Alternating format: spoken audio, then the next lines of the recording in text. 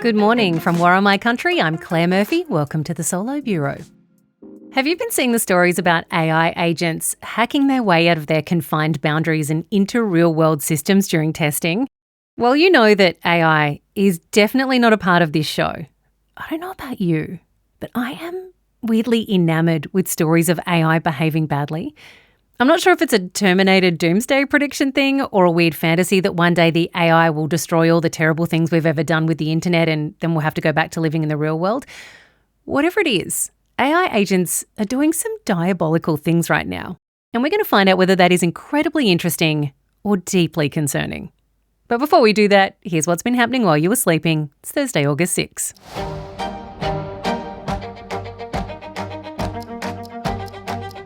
First up, just wanted to let you know that this story contains discussion around self-harm, so please take care when listening. Celebrity blogger Perez Hilton has been hospitalised after filming a disturbing live stream where he appeared to self-harm. Police were sent to the 48-year-old's home in Miami overnight after fans watching Hilton's live stream became increasingly concerned about his mental health and contacted authorities. The video has now been removed from TikTok. He was taken to hospital where he remains this morning, supported by a mental health crisis team. Police confirmed he was home alone at the time. His 3 children, who range in age from 8 to 13, were not home. Hilton has had a rough year dealing with multiple health issues, including a ruptured ulcer caused by taking flu medication on an empty stomach. It led to sepsis, which saw him hospitalised for 3 weeks. He then underwent surgery to remove a massive blood clot a month later. If you are suffering with your mental health and need to speak to someone, please reach out to Lifeline. The number is 13 11 14. Local airline Jetstar has been accused of a cash grab after introducing carry-on baggage fees. The airline revealed yesterday that from February 2nd, its 7-kilo weight limit on carry-on baggage would be replaced with a size-based model with an under-the-seat bag up to 10 kilos still free, but anything bigger than that needs to go in the overhead locker will be charged between $25 and $52 each way, depending on where you're flying to. Those who pay for carry-on will also get priority boarding. Jetstar Chief Executive Stephanie Tully saying the new model would streamline boarding, help more flights depart on time and keep fares low. Some experts say passengers may eventually accept the charges as they've done with paying for checked baggage and seat selection, but if this extra cost pushes Jetstar's fares closer to their competitors' prices, they may see travellers choose them instead out of protest. US President Donald Trump has simultaneously praised peace talks with Iran while threatening to hit them hard if they back out. Trump revealed that an all-day negotiation had occurred with Iran, saying the talks were very good. Mediators Qatar say they're making progress in the effort to end the war in Iran, even though Iran has denied Trump's assertion that any talks were currently underway. Trump then threatened Iran, saying the Strait of Hormuz is going to be open very soon, but if that did not happen, if they back out again, he said, they're going to get hit really hard. Europe's heatwave is continuing to cause issues across the continent, Italy placing most of its cities under a red heat alert, with temperatures heading to 40 degrees in some areas. Pope Leo was forced to hold his weekly general audience, which is normally delivered to crowds in St. Peter's Square indoors. Albanian crews are battling several wildfires that are threatening local villages. In Hungary, businesses and households have had to cut their power consumption, the government desperately trying to ease pressure on the electricity grid as they experience extreme drought conditions. As the water levels in the River Danube drop, they've had to almost shut down their nuclear power plant, which uses the water for cooling. Temperatures in the capital Budapest are expected to go as high as 42 degrees. Travelling at nearly 9,000 kilometres an hour, a piece of one of Elon Musk's SpaceX rockets has slammed into the surface of the moon. The rocket part, which originally took off from Florida in January last year, was discarded as it carried 2 lunar landers into space. Now the space junk, which is around the same size as a 5-storey building and weighs at least 4,000 kilos, has created a new crater, sending a plume of dust for 100 kilometres. Scientists are now studying the moon's surface to see what impact the crash has had, studying how much rock and dust has been displaced and how far, which could help engineers on future moon landings. Those are today's top stories, folks. Coming up, are AI models controllable? Recent events would suggest that's a no.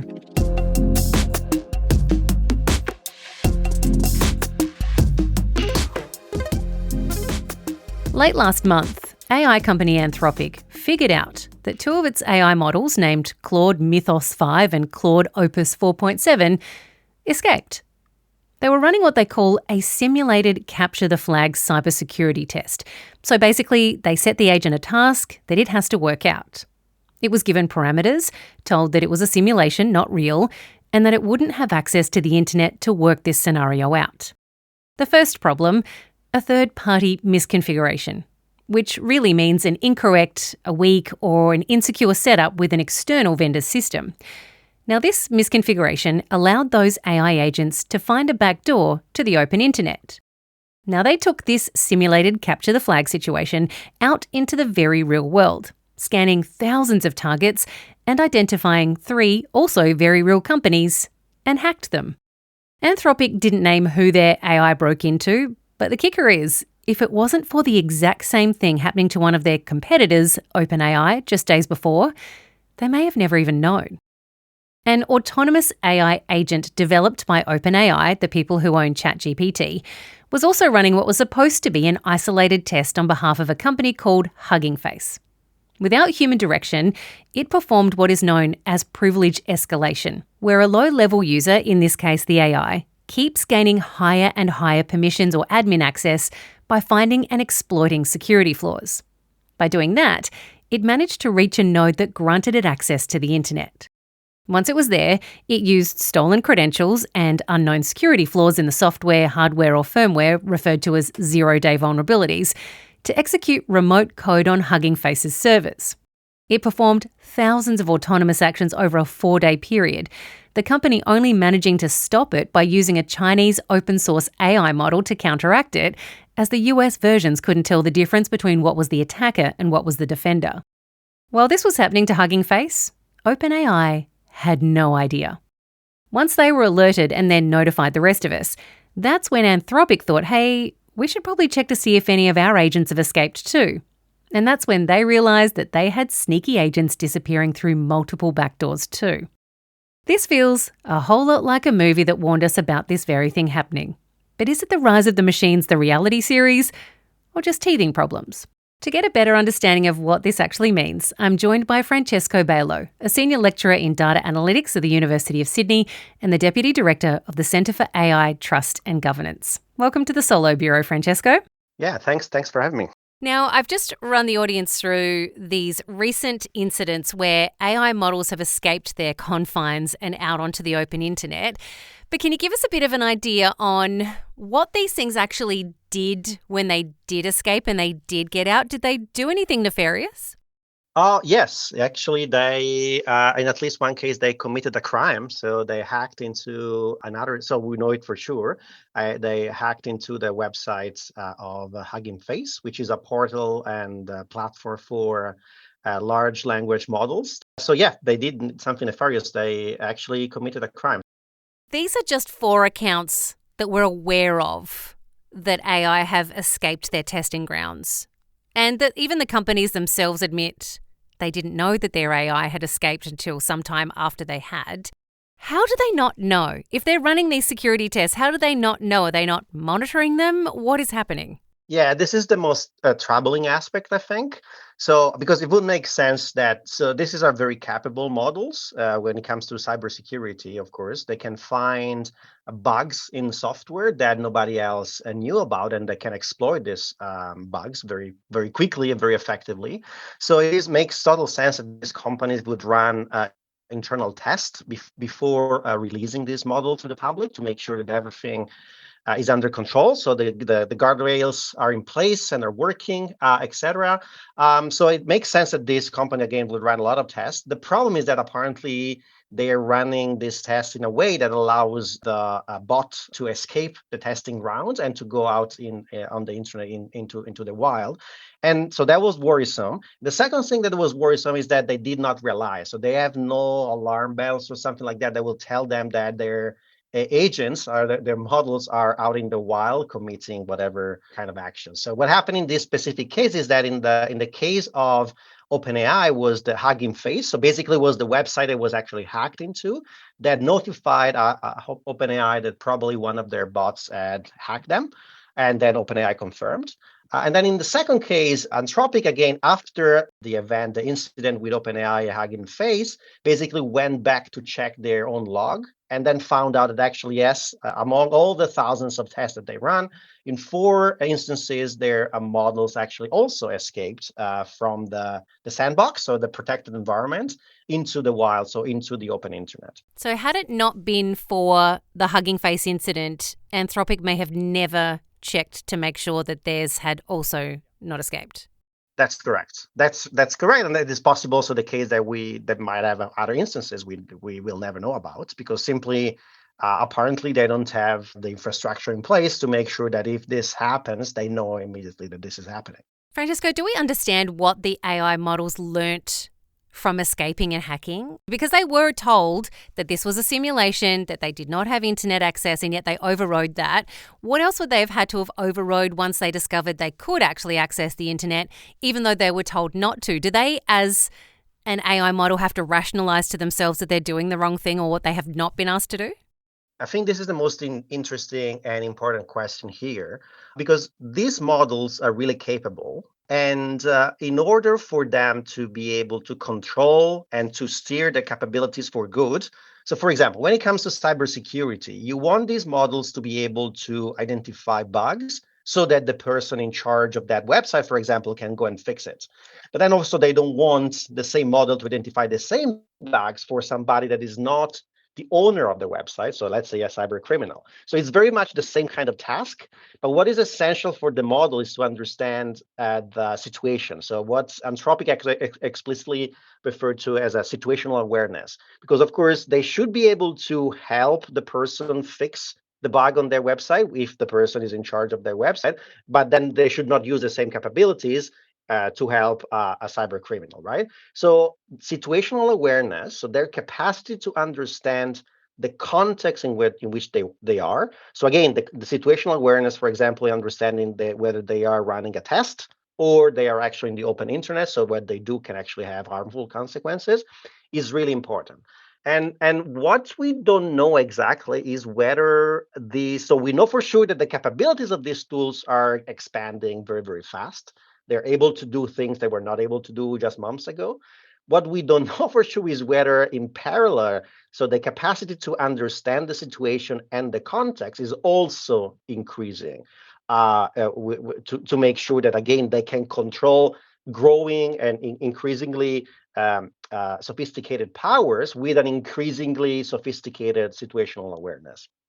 So real world harm was caused in the instances of these AI models escaping. Has it got the developers of these to pause even and rethink anything? Or are we still in this moment where these tech companies are all still just desperately racing to be first, to be ahead, to be the biggest, to be the best? Yeah, I mean, I think the incentives are not set right. So first of all, we don't have a governance system. So there are basically no rules, norms in place that can help us identify what kind of risk we want to accept and what are the risks that are not acceptable.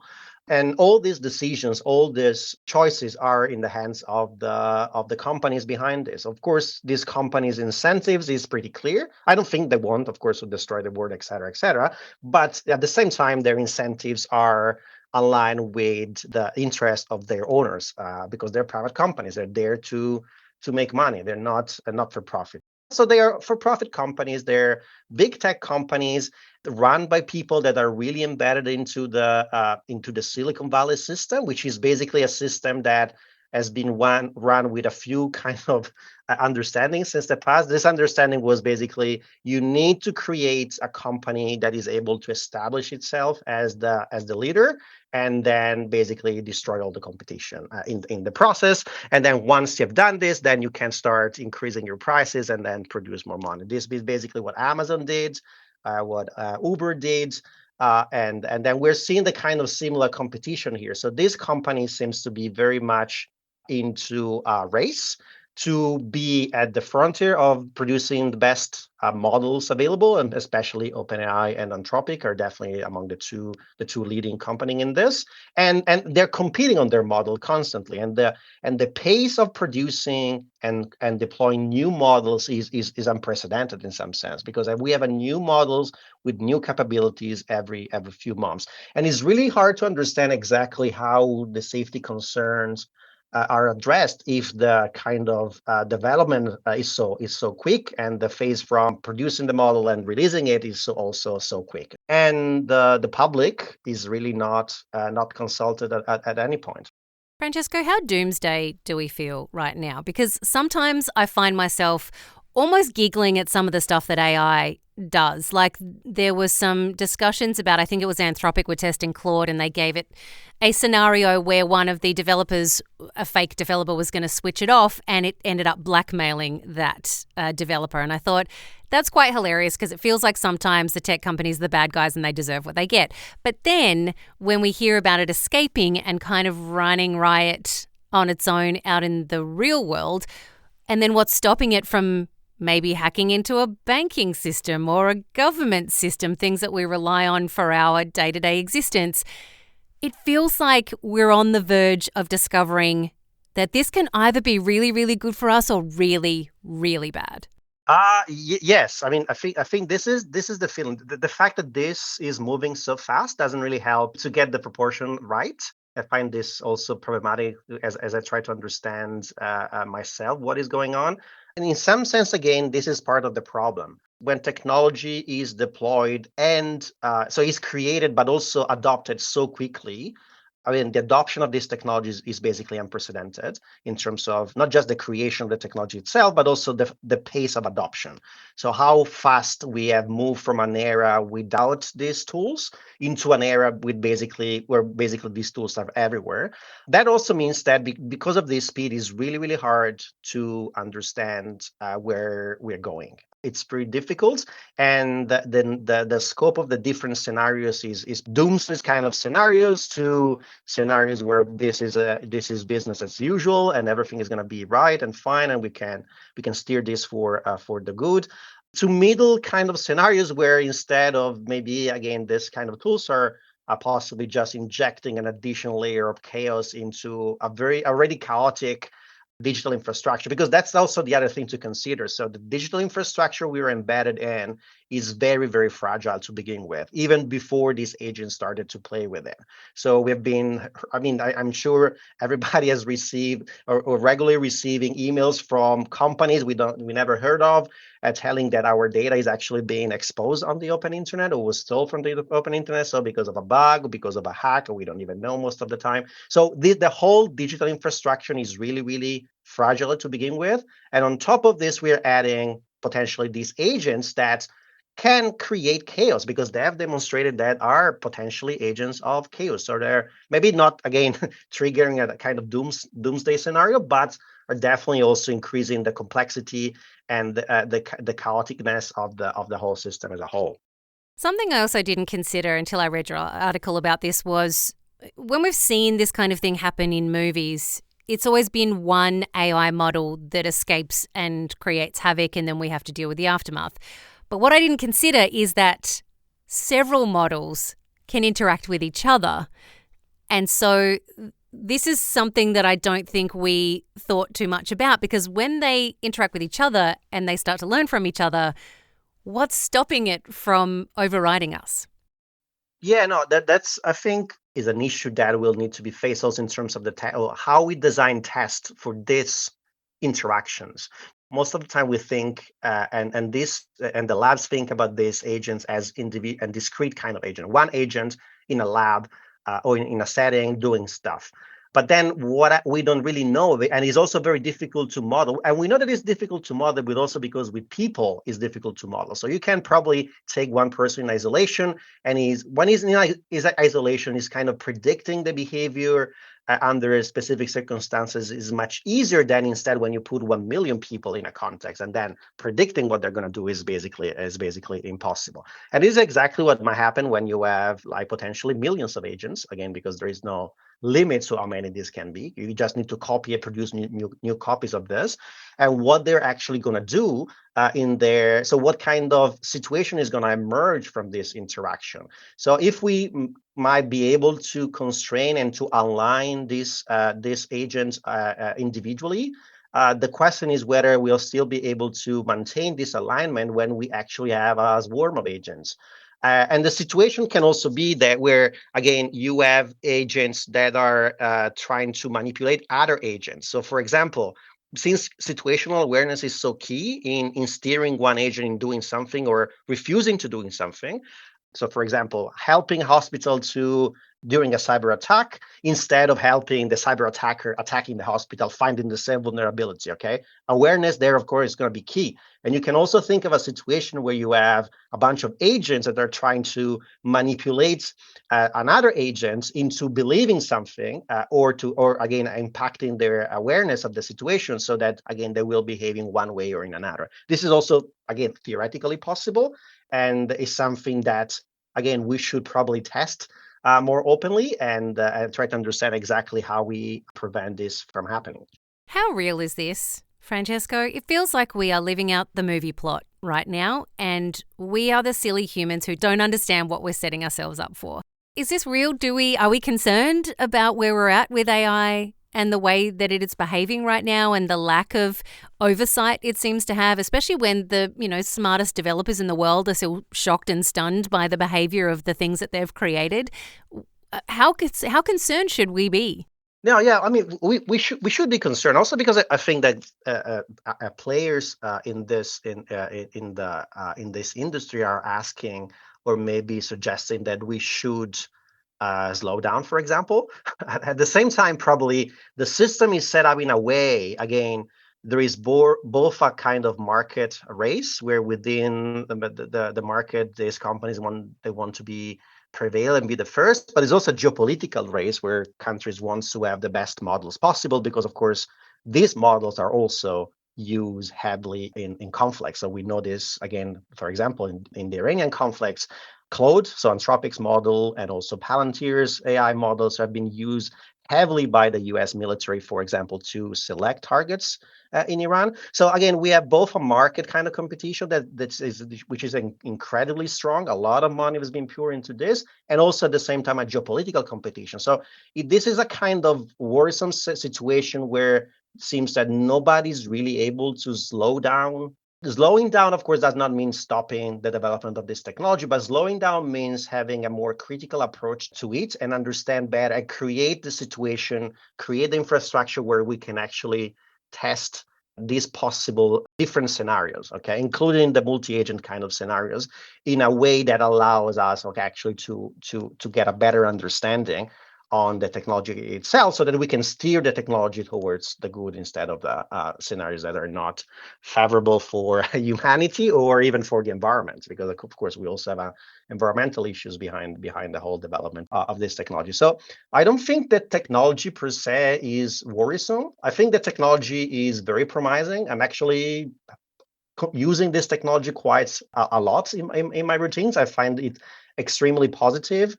But at the same time, what is worrisome is the system around the technology. So the system that is creating the products, which is running the development and the diffusion of this technology in some sense, and definitely is calling all the shots about the design of these technologies, and is also kind of demonstrating probably of not being able to stop or having, again, a discussion about what are the values that we want this technology to protect in the first place. Well, Francesco, I'm keeping my fingers crossed that there is a greater good happening here. Maybe it'll help us reverse climate change. Maybe it'll fix something amazing and we'll all be like, remember that time we were scared and now look. That's what I'm hoping for.